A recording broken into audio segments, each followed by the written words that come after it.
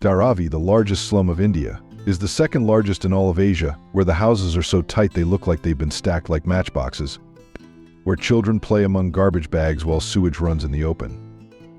In the air, the strong smell of tanned leather mixes with that of melted plastic. A place that was born out of exclusion, grew through improvisation, and became an economic powerhouse that the world pretends not to see. What will it be like inside? Let's dive into this billion-dollar economy hidden behind the world's most misunderstood neighborhood.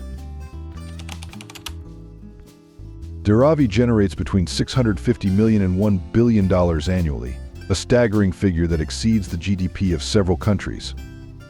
Within its bustling maze of narrow alleys, more than 15,000 one-room factories and around 5,000 companies operate, contributing to a thriving economy.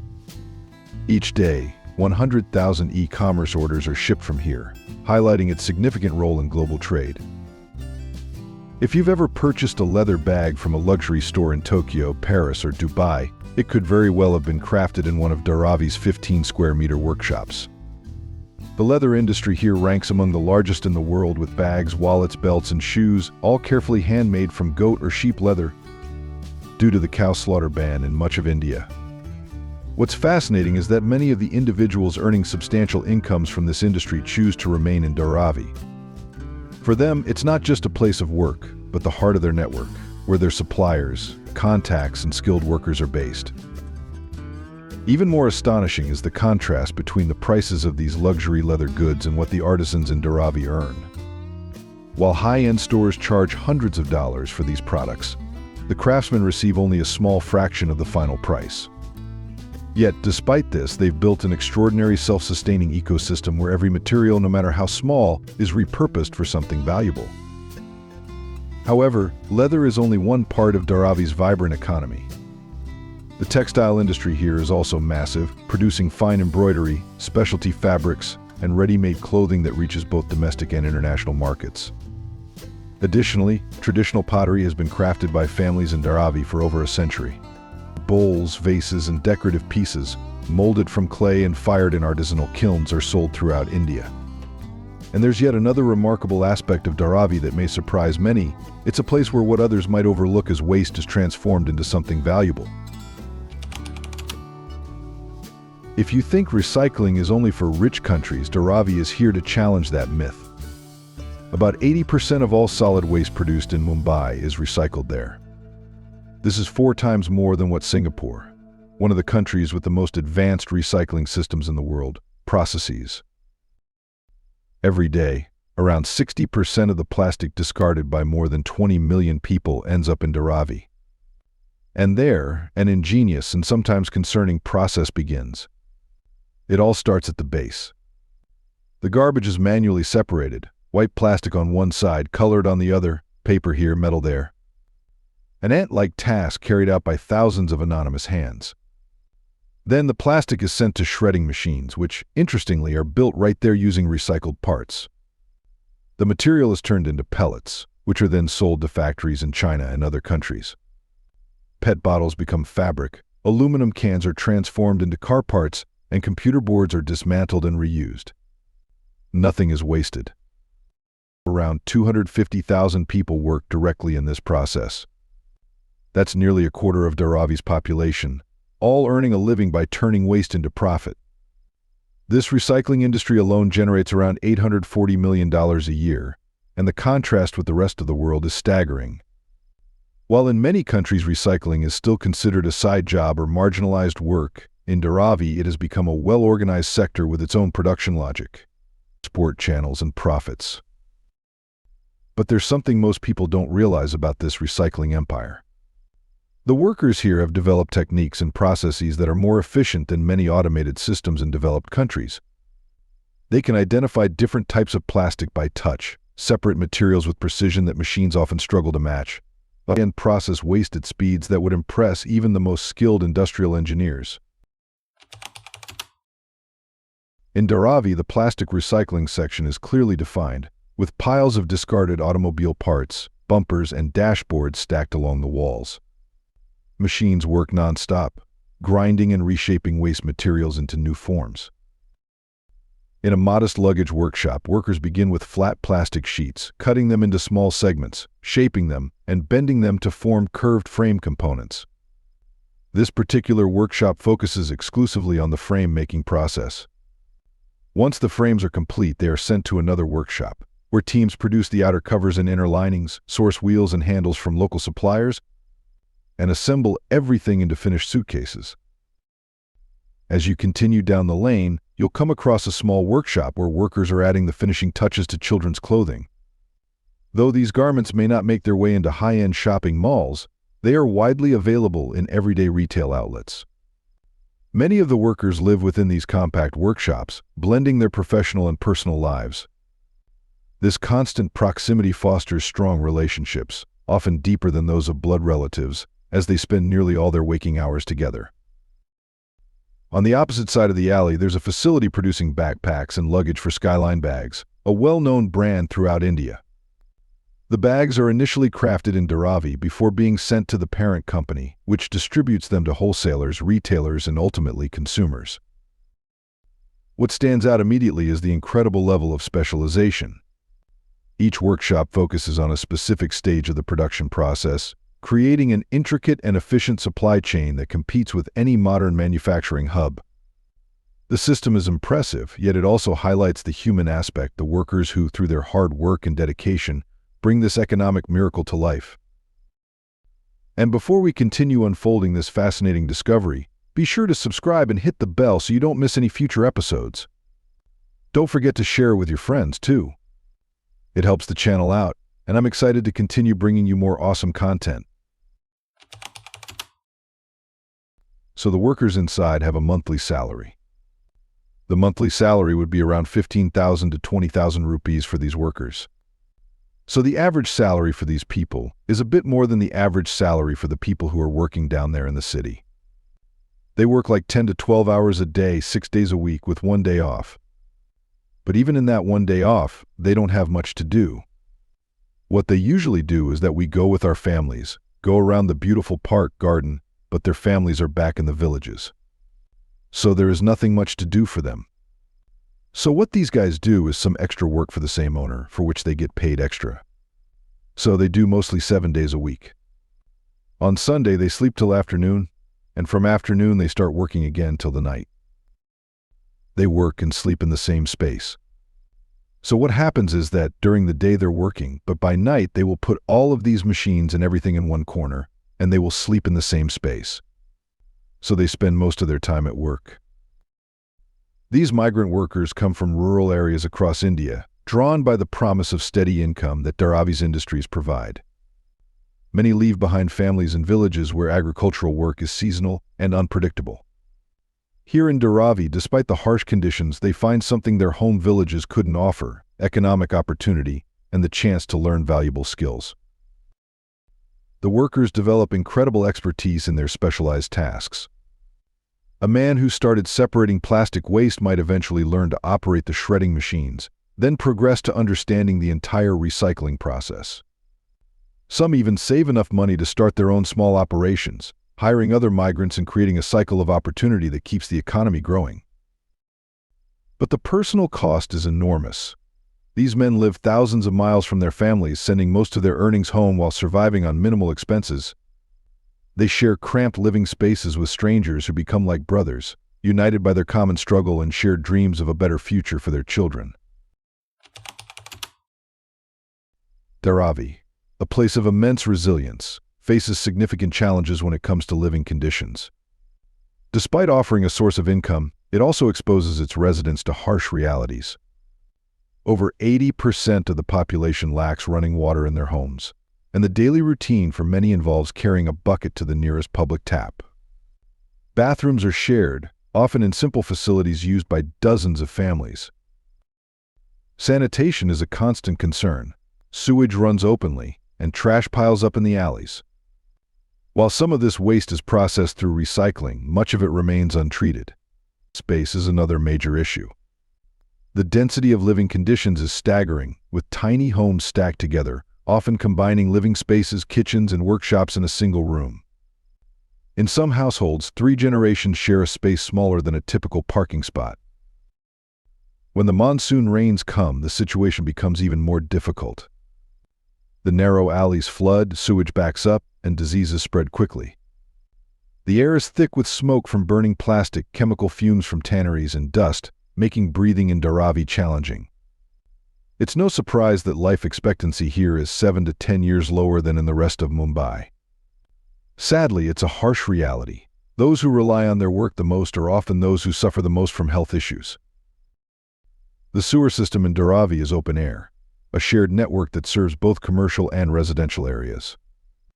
This system leads to a swampy area at the edge of the district, where the water collects and vaporizes, while waste is separated and transported to larger dumping grounds on the outskirts of Mumbai.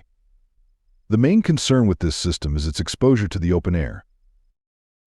The water crisis affects every part of daily life, with women and children spending hours each day collecting water, time that could be spent on education or generating income. Shared toilets create long queues, especially in the mornings and evenings, and privacy and dignity become daily struggles. During the monsoon season, the inadequate drainage system transforms the alleys into rivers of contaminated water by mixing sewage with rainwater and creating conditions ripe for waterborne diseases. Nevertheless, the residents of Dharavi have found creative ways to adapt. Many rely on illegal electrical connections, known as katiya, to power their homes and workshops. Community-driven water storage systems help manage the limited supply, and informal waste management systems, though imperfect, help prevent the area from being completely overwhelmed by garbage. Dharavi is a vibrant blend of cultural and religious diversity. Nearly 1/3 of the population is Muslim, about 6% are Christian, and the rest follow Hinduism, with smaller Buddhist communities scattered across the area. The south and north of India meet here daily, as Tamil, Gujarati, and Hindi-speaking families coexist, each bringing their own traditions, food, clothing, and music, which has shaped a unique and dynamic identity. Dharavi is not only a place of cultural fusion, but also one of creativity and innovation. Hip-hop groups like Slum perform internationally, and the area hosts a theater school, an art gallery, and an annual street festival. Beyond the arts, local teens have created apps to manage water queues, warn of safety risks, and teach math and music to those unable to attend formal schools. With a 69% literacy rate, Dharavi stands out among India's urban slums. While modest, this figure is a remarkable achievement given the challenges faced. Many successful individuals continue to live here, not due to a lack of options, but because Dharavi is more than just a slum. It's a close-knit community, a support network, and a place full of history where their journey began. The area's cultural richness is often overlooked. The diverse traditions have fostered unique innovations in food, art, and business. For example, a Tamil family might run a South Indian restaurant next to a Gujarati pottery workshop, while Muslim leatherworkers collaborate with Hindu textile manufacturers. Dharavi's resilience is even more impressive. While outsiders often focus on poverty, residents see opportunity and unity. They've developed their own media, cultural events, and solutions to urban challenges. The annual Dharavi Festival, celebrating everything from traditional crafts to hip-hop, showcases the community's creativity and spirit. Mumbai, India's financial capital, is a city of stark contrasts, home to over 18 million people. On one side, gleaming skyscrapers, luxury hotels, and high-end shopping malls define the skyline. On the other hand, informal neighborhoods house more than half the population, where life is shaped by resilience and resourcefulness. At the heart of this contrast lies Dharavi. Though its name might sound unfamiliar, Dharavi is recognized worldwide. Located between two major railway lines, the Western Railway and the Central Railway, it occupies a strategic and increasingly sought-after spot. Despite covering only 2.1 square kilometers, it is home to between 700,000 and 1 million people, making it one of the densest places on Earth, but with over 400,000 people per square kilometer. What sets Dharavi apart from other informal settlements is its central location. While many slums around the world emerge in remote or underdeveloped areas, Dharavi is nestled in the heart of Mumbai, surrounded by infrastructure, highways, upscale neighborhoods, and commercial hubs. This prime location has attracted attention from developers eager to transform the area into luxury projects, leading to plans to demolish it. Dharavi's location is both its greatest strength and its biggest challenge. Situated in the heart of Mumbai, it offers residents access to economic opportunities, but the land they occupy is extremely valuable. The Bandra Kurla complex, one of Mumbai's most expensive business districts, is just minutes away. Additionally, the international airport and major highways provide unparalleled connectivity to the rest of the city. This coveted real estate has allowed Dharavi to thrive for over a century, but it also explains why powerful interests are pushing for its redevelopment. The contrast is striking. Just across the street from one of the world's largest slums sits some of Asia's most expensive real estate. In the 16th century, long before Mumbai became the megacity it is today, Dharavi was a small island inhabited by fishermen from the Koli ethnic group. Surrounded by mangroves, it was a simple fishing village along the Arabian Sea, and the Koli were its original inhabitants. The arrival of the Portuguese and later the British marked the beginning of Mumbai's transformation into a major commercial port. By the late 19th century, the colonial government began relocating industries like factories, tanneries, and brickworks out of the city center, sending them to Dharavi. This marked the beginning of Dharavi's transformation from a quiet island to a bustling industrial hub. The first to arrive were tanners from southern India, followed by potters from Gujarat, who founded the Kumbharwada pottery village. Eventually, embroiderers from Uttar Pradesh contributed to the thriving textile industry.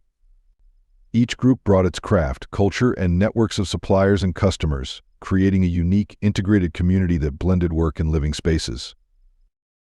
The British strategy was straightforward: move the noisy, messy industries away from the wealthy European areas and into Dharavi, a swampy island they deemed useless. However, this relocation created an unprecedented live work community that fueled industrial innovation. Settlers didn't just bring their skills, they brought networks of trust, family, and knowledge, forming a tightly knit community that spurred Dharavi's economic success. The location, initially seen as undesirable, turned out to be ideal. Dharavi's proximity to the port facilitated access to raw materials and export markets, while the railway lines connecting Mumbai to the rest of India ran right through it, providing key transportation links that helped the area thrive. But all this growth came at a cost. Dharavi grew too quickly, and without any kind of planning. Narrow streets turned into labyrinths. The buildings were built one on top of the other, without standards, without security, without infrastructure. Space became a luxury. Every inch was now disputed. One-room houses began to house entire families, and even so, more people continued to arrive because there was something there that most poor neighborhoods don't have: opportunity. Those who couldn't find work created it. Anyone who didn't know a trade learned from their neighbor. The neighborhood has become a living machine, where everything is reused, everything is transformed, and nothing remains stagnant.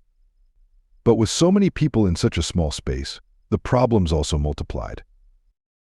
The growth was driven by waves of migration that corresponded to major events in Indian history. The partition in 1947 brought refugees from Pakistan. Economic liberalization in the 1990s brought job seekers from rural areas. Each crisis in rural India sent more people to Dharavi, where they knew they could find work and community. The informal nature of this growth created both problems and solutions. Without official planning, buildings were constructed wherever space could be found, creating the maze-like structure that exists today. But this organic growth also created incredible efficiency. Workshops are located exactly where they need to be in relation to their suppliers and customers. Housing is integrated with workspaces in ways that formal urban planning rarely achieves. The lack of official recognition meant that residents couldn't get bank loans or official business licenses, but it also meant they were free to innovate without bureaucratic constraints. A potter could expand his workshop into the alley. A recycler could set up sorting operations wherever space was available. And entrepreneurs could start businesses with minimal capital and maximum flexibility. Population density reached levels that urban planners considered impossible. Yet somehow the community functioned. Informal systems developed to manage everything from waste collection to conflict resolution. Community leaders emerged to coordinate between different trades and ethnic groups. Social networks provided the security and support that government services couldn't offer. Since the early 2000s, there has been a push to transform Dharavi into a modern, upscale neighborhood. Led by Gautam Adani, one of the richest men in the world, the proposal calls for a nearly $3 billion redevelopment of the area, replacing the slum with luxury buildings, shopping malls, office towers, and wide streets. On paper, the plan seems appealing. Residents would receive new apartments, and the area would become a hub for business. However, the proposal raises several concerns. Many residents lack official documentation proving ownership, making it uncertain whether they would receive anything at all. Furthermore, the question arises, how can a recycling worker operate in a high-rise office building? Dharavi is not just a place to live, it's a vibrant, multifunctional space. It is a workshop, factory, studio, and more, creating a unique ecosystem that has developed over a century. If you remove one element, the entire system could unravel. For this reason, many residents oppose the redevelopment.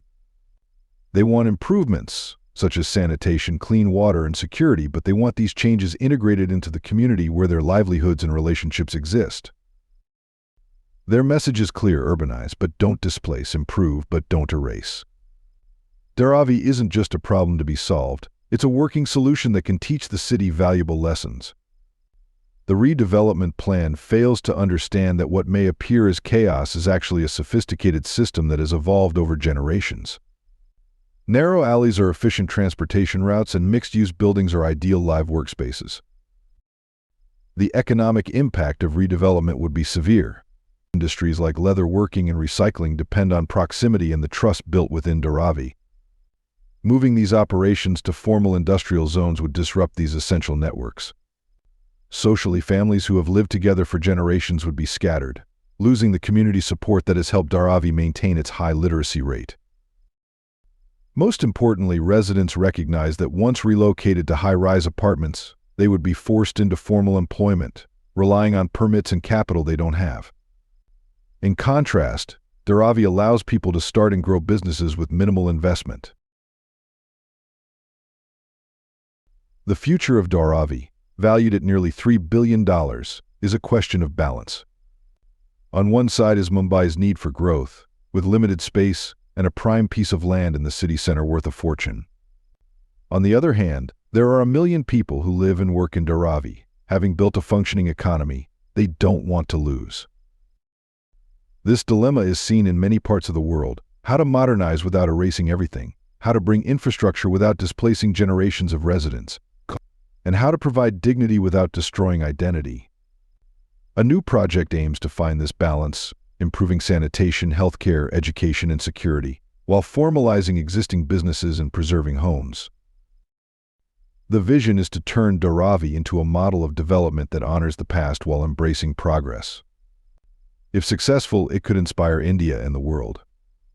Dharavi is not just a slum, it's a symbol of creativity, resilience, and collective effort, where people continue to thrive despite challenges.